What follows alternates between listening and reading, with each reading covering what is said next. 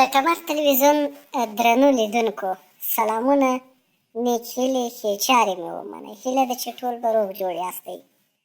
موږ دا ځل پکتیکا کې د ښاروالۍ د ریاست کړنو ته دغه ویډیو ځانګړې کړې. تاسو یې راسره واورئ.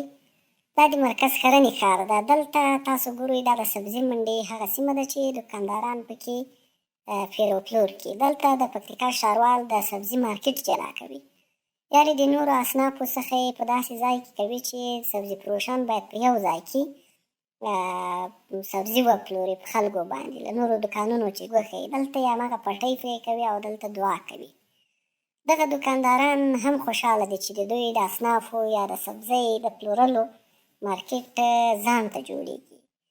ښاروال هم ټینګار په دې ده چې موږ به ټول اصناف جلا کوو او په ښار کې به په بېلابېلو برخو کې جلا جلا صنفونه جوړېږي، یعنې د هر هټۍ هغه چې کفلې وي، په اصطلاح سبزۍ وي یا نور کاروبارونه وي، دا باید لکه قصابې په جلا جلا ځایونو کې ترسره شي. د پکتیکا ښاروال صاحب که څه هم تر اوسه سرپرست واوسي، د رسمیت مکتوب هم راغلی.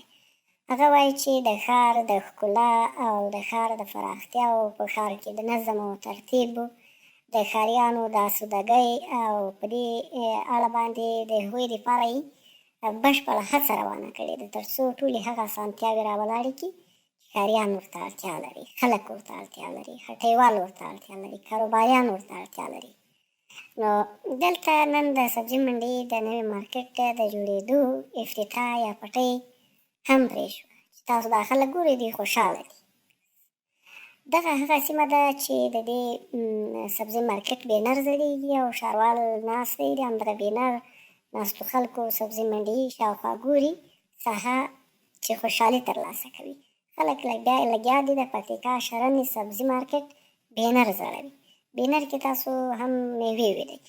دغه دا مارکېټ دی چې اوس دوکانداران ورته انتقال شوي دي. دلته سبزي پلورل کېږي. خو یوه جالبه دا ده چې لا اوس هم په دغه سبزي مارکېټ کې کله چې سبزي پلورل کېږي هلته غوښې هم پلورل کېږي، یو ځای د چرګ.